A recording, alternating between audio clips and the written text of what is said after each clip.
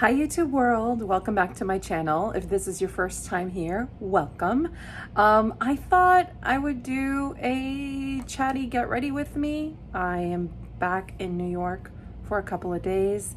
I have been spending the majority of my time down in Miami with my family because my father is ill, and so I've been helping out there. And so I flew up to New York again for a long weekend just so that I can reconnect with my husband here and my stuff. So I thought it would be fun to do a chatty get ready life update kind of thing. Maybe use some products I've never used on camera or have rarely used on camera.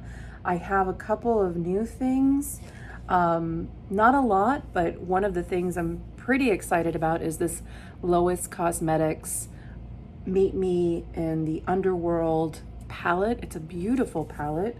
If that's something that interests you, stay tuned. This face will be hopefully transformed because I'm feeling pretty splotchy and good morning, I just woke up kind of way. I don't know what foundation I have that really matches me perfectly.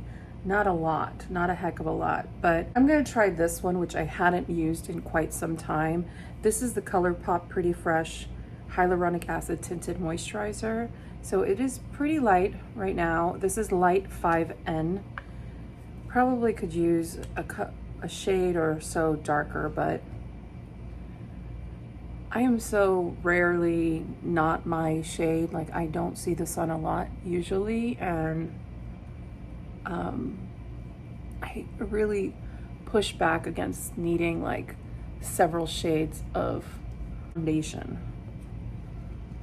I'm almost like, maybe I could get away with it and just with bronzer and my color products, you know, I'm fine. It doesn't have to be a perfect match.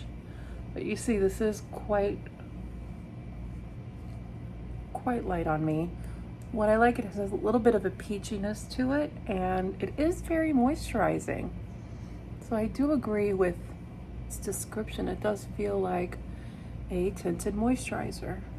I do want to cover this guy up a little bit because it's a little distracting. I'm just going to use this is the L'Oreal True Match concealer I have N12 Fair. I think this is going to be too light, potentially. I'm going to go ahead and put this in my under eyes as well. I don't usually use under eye concealer, but I just woke up and I figured, why not today? Why not? Kind of a warm day in New York. So let me just start, as I'm concealing myself, I'll start to catch everyone up.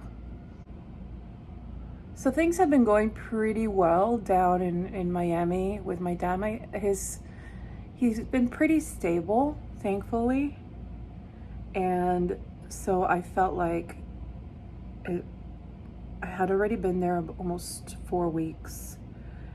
And I felt like, well, if he's stable, this is going to be one of my few opportunities in the next few months probably to come up back to New York and have like a long weekend with my husband, who has to be right now in New York, at least for the next couple of weeks, and then he can come down and visit. What has happened, though, the last few times since March, since when all of this kind of started, inevitably, and I'm not saying this has to do with me, but it just feels this way for sure, is every time I go to leave Miami and come home, something happens with my dad's health, you know, and this time was no different. I woke up this morning to a text from my sister, and not just any text, it was a text that was 11 texts.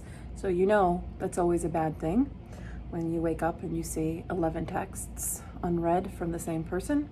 And my dad had a really bad night, and he's actually in the hospital right now.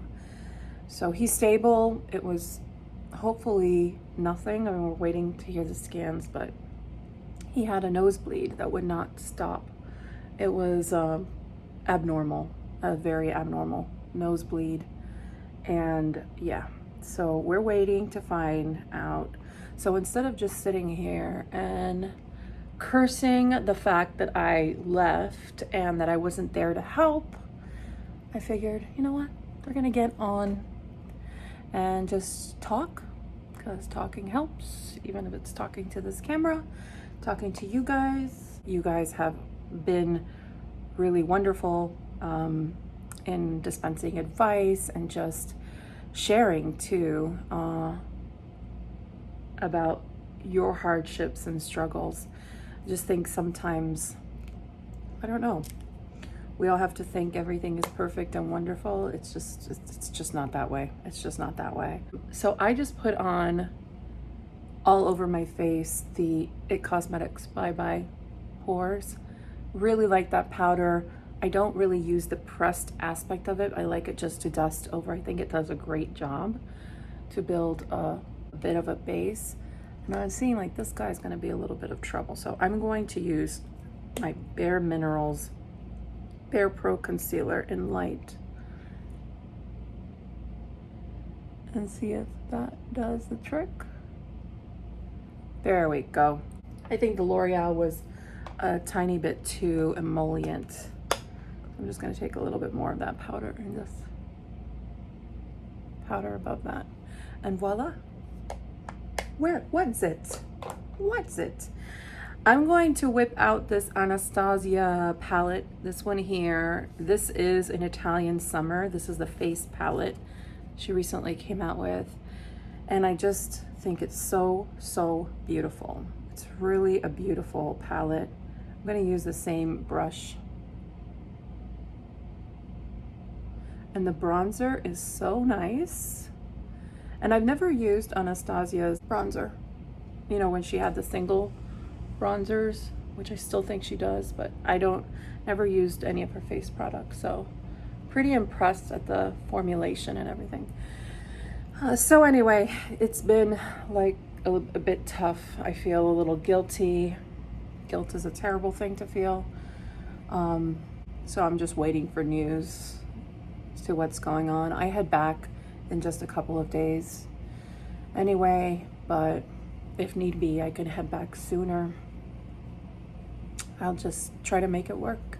I'm gonna use the blush too in the palette, which is this pinkish peach color, which I think was quite smart of them to add into this palette. It just makes it very universal. It's not too warm, it's not too cool. I'm just putting on the highlighter from this palette. It's actually quite a subtle highlight. It has a little bit of peach goldenness to it. I don't know if you can tell right there. It's not like too glittery. It's really pearly and pretty. And just creates a nice finish. I'm just gonna put some lip balm on. I have a Pat McGrath Clear Lip Balm, a little mini. This one is so nice. You know, I don't know if it's worth Pat McGrath price, but it is really one of the best plain lip balms that I have. Let's dive into this palette. So this again is the Lois Cosmetics Underworld. And you know what's interesting about this? When I was playing around with it yesterday, it gave me the vibes of that palette from Lime Crime. Lime Crime had a palette a while ago. I'll insert a picture of it right here as soon as I find it. I don't even remember what it was called. But I did have that palette, and because I was really attracted to the rosiness of it and also the greens. But when I actually played with that palette, I was really unhappy with it. So I gave it away. I did not like it. This kind of reminded me of that. It has that same sort of rosiness to it with the green, but it has a little more depth to it. And I actually think this is sort of the palette that I wanted that palette to be. I love these colors. They're just so, so pretty. And when I saw the swatches, and which I will insert here from the brand. I said, I don't even know who this brand is, but I need this in my life. I really, really need this in my life. I'm just putting on some eye primer. This Ulta eye primer, which people really like. So I'm gonna give it a shot. It's this eye primer here in Nude Matte. While that kind of sets a little bit, I am going to do my eyebrows really quickly. Let's go back to using this Stila Sketch and Sculpt Brow in medium, which when I tried it initially, I really loved. It is a super skinny pencil. Brows are done. I threw on also some Give Me Brow in the number 5, just to fluff them up a little bit, make them a little fuller. And now we're gonna start with this beautiful eyeshadow. Let's see. Oh, they do have names. I think I'm gonna start with the color Myth, which is this warm camel-y shade. I'm using a color switch in between because I have not had the chance to really clean my brushes. That's something I wanted to do today, to have them nice and clean. I just haven't had the time. So this is a really pretty camel tone color. I had used this yesterday and I really just enjoyed the shade. I feel like it will be such a nice base transition color for a lot of these shades. So I just did something that I did not want to show on camera, but I wondered if it happens to other people. Maybe I should show it on camera.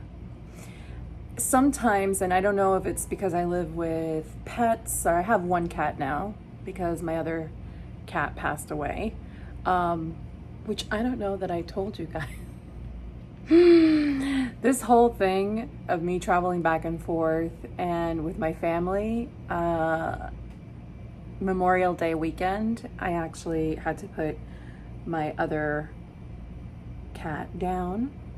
She was almost 22 years old and she just started to have seizures, and they became more and more frequent and she wasn't recovering from them, and it was because she had organ failure.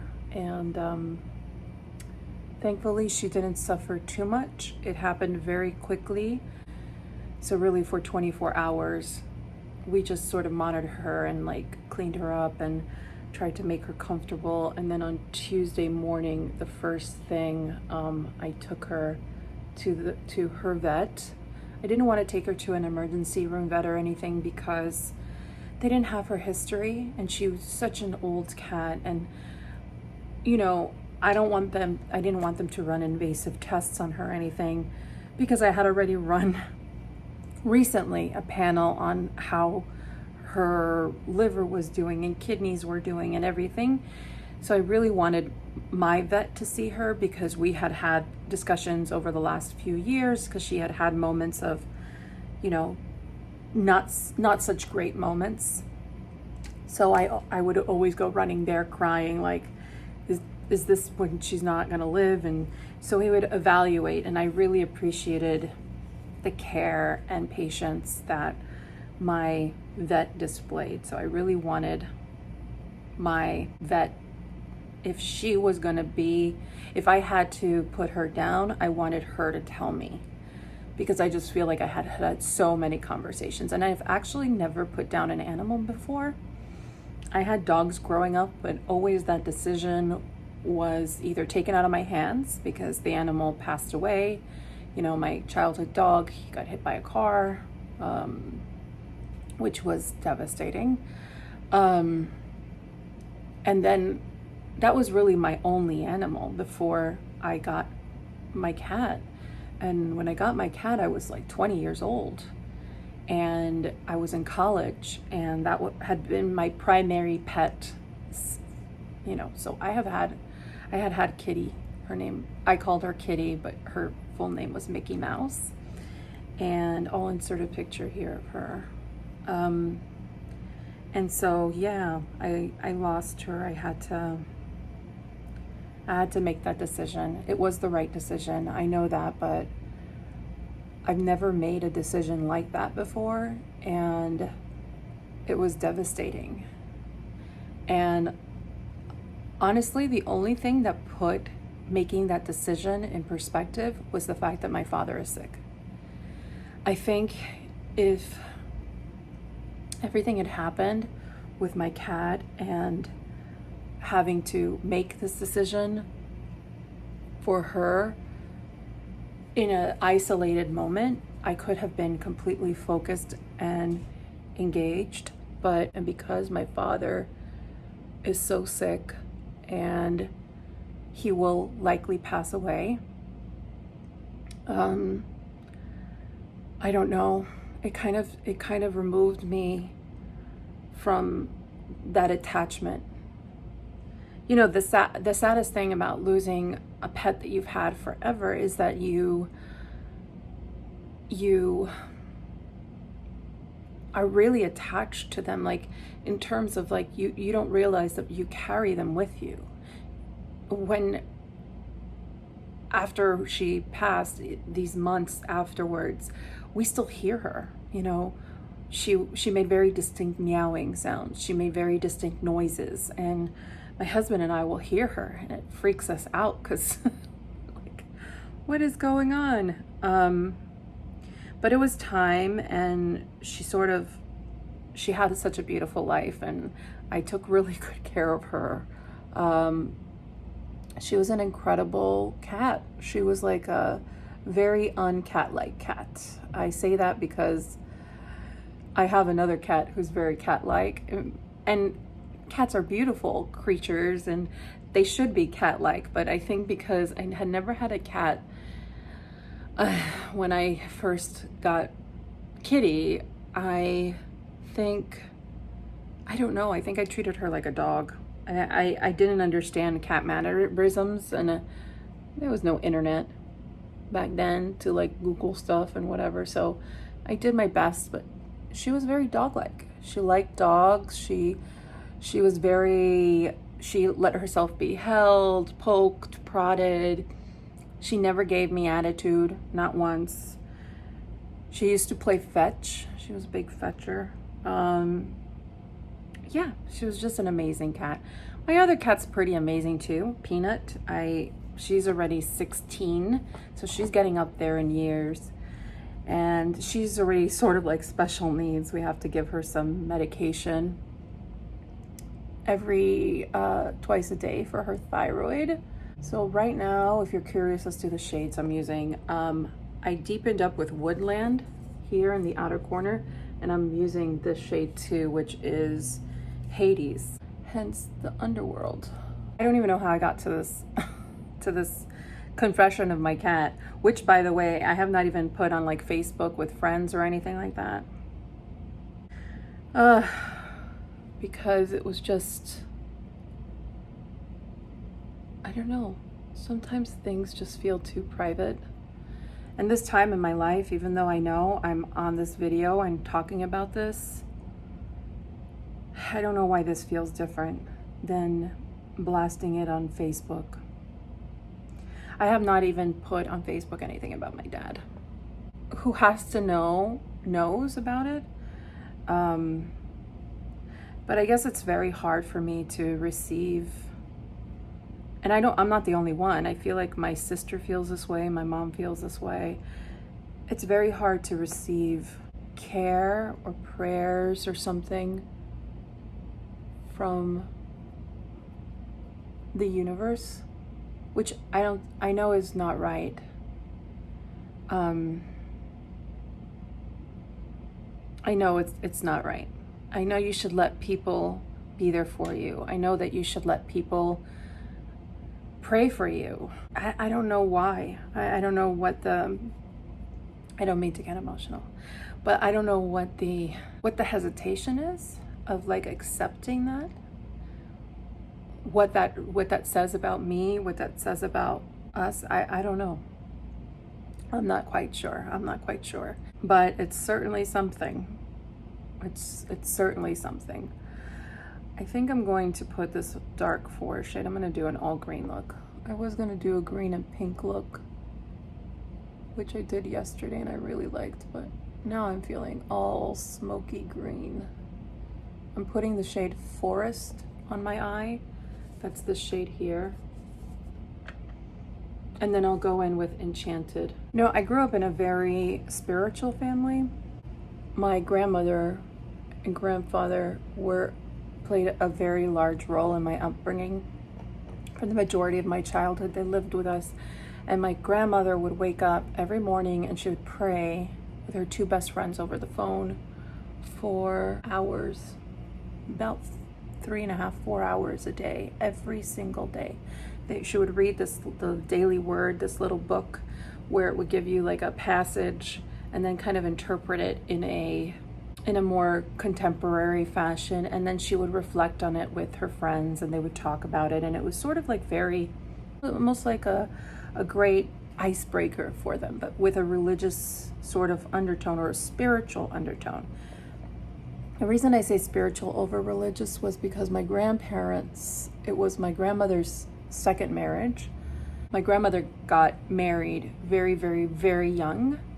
She had my mother, and then very soon thereafter got a divorce, and this was in Colombia. And the reason she got a divorce was my grandfather was unfaithful and she just couldn't handle it. She couldn't handle the infidelity. It was very obvious, the infidelity. It was constant in nature. And she was a proud woman and she wasn't going to stand for it. And they got married in the Catholic Church. At least back then, it was very hard to get a divorce and for the church to acknowledge it. And my grandmother married my grandfather. This is who raised me. The church wouldn't recognize their marriage, which was very hurtful to my grandmother, and I think and my grandfather, and I think kind of put a little bit of a sourness to the entire being religious. So we didn't go to church very often. I mean, I did do all my Catholic things. Like I was baptized, I had my first communion, I was confirmed, all that stuff, but it wasn't like we were very integrated with the church. But spirituality, though, was a whole other thing. Like my grandmother was so spiritual. And my grandfather too. And in fact, just so you know how integrated on a larger scale, we were quite Catholic because, well, all my dad's family is very Catholic, and on my grandfather's side, he was from Lebanon, from a small town in Lebanon, not that small, from a town called Zakhli, and all his sisters, he was from a very, very large family, but essentially all his sisters but one, which I think it were 8 or 9 sisters, became Catholic missionaries. So they all went into the sisterhood and they spent their lives as Catholic missionaries. In fact, the youngest one not recently, but within the last 5 years, she finally passed away. She would come visit us and she was just such an amazing spirit. She would wear her habit, and she would come and she would teach us songs and like children's songs in French, because that was like really the predominant language. Her name was Sœur Hélène, so Sister Ellen, and she was just a beautiful spirit. What was interesting about her was I don't ever recall her like preaching. She was just available. She was just available to talk, and she had a very calming, joyful presence about her. And I just remember thinking like, wow, this is what it means to be holy. This is what it means to be connected with something greater and really believing in something greater. I don't think you have to preach about it. And I have found that to be true, like over the course of, we're getting very deep right now, people. I mean, sorry. It's such a no-no to talk about religion, right? But I actually love to philosophize about these ideas, because it is something I've always searched for, that same depth of certainty and spirituality that my grandmother had, and that I felt like Sir Hélène had, and I felt others in my life have presented themselves. And it's funny, I'm very open-minded about religion and spirituality. I think it's much more unifying than it is destructive. And I caution myself and others when religion or spirituality asks you to be intolerant or destructive in any way, or kind of close out other people in your life, or asks you to be judgmental, or I don't know, it's just much more accepting to me. There's an acceptance. I have not like decided on one religion or another, but I have explored lots of religions. What I love about living in New York, when everything was open, I would sometimes like go into Buddhist centers and like sit and meditate and listen, like really listen to people and their beliefs. And sometimes I really connected with an idea, or I connected with a person who was speaking to me about whatever it was, whether it's a god or goddess in Hinduism or Buddhist. I don't know. And even like the yoga ashram that my sister and I sometimes go to, you meet so many different people who believe so many different things, and sometimes their energy is so loving and open that it just makes you think, like, what are we doing wrong? Why are we expending so much energy in hating people or hating ideas, or why are we so scared? That's always frightened me. I don't like acrimony. I believe in discourse. I believe in, fighting for what's right. But I think sometimes what's labeled right and wrong that's the problem. That's really where the issue lies. It isn't so much in the passion. I wish the passion was redirected someplace else. So this is the eye look. I really love this olivey, smoky look. I think it's so pretty.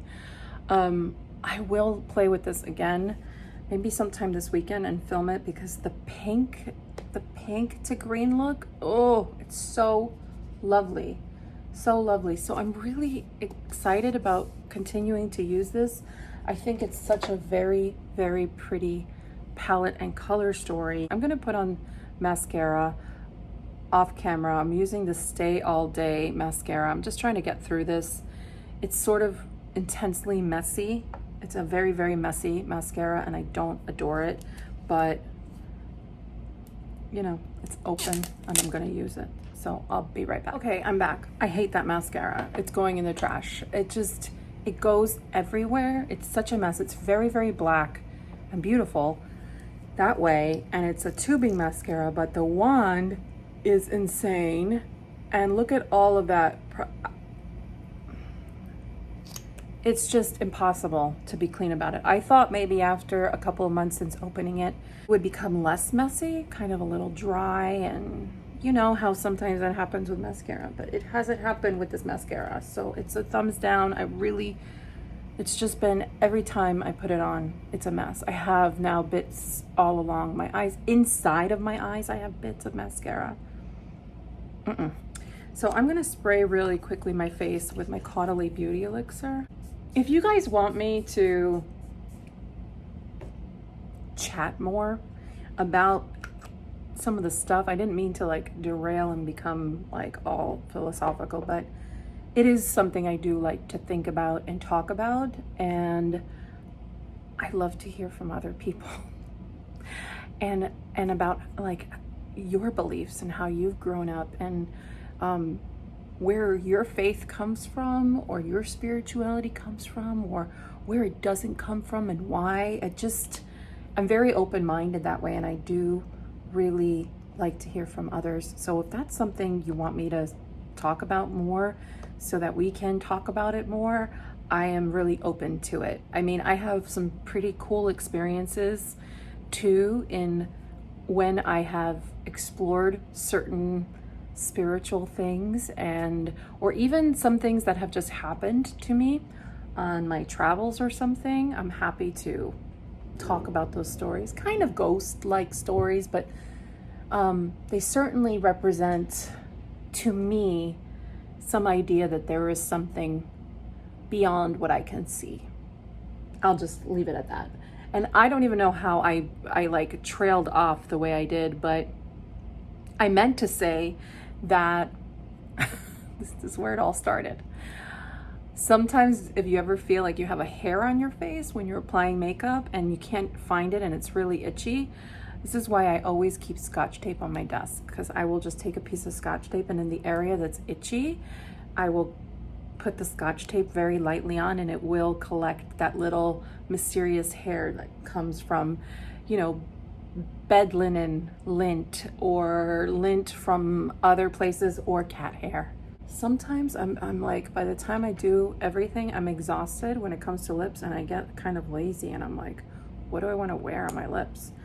Let's try Revlon Sparkling Honey. That's pretty. It's such a nice, comfortable formula. What do we think about that? I think we can leave it with Sparkling Honey today. So this is the Revlon Shine Sparkling Honey.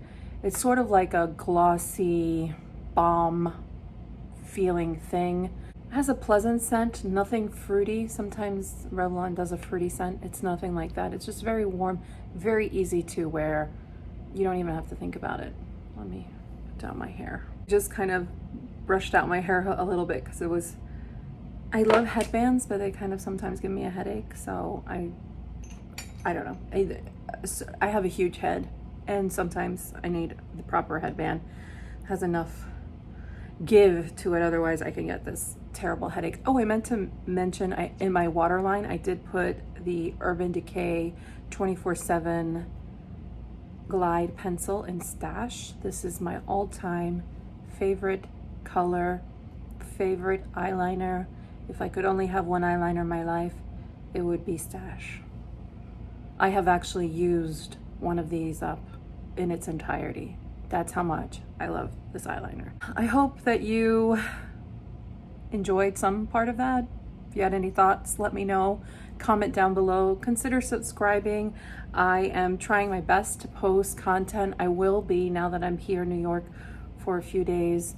I'm gonna try to film a couple of different things just because I have the time, I have the quiet here, I have my stuff here. There's some different things I have in mind that I want to do.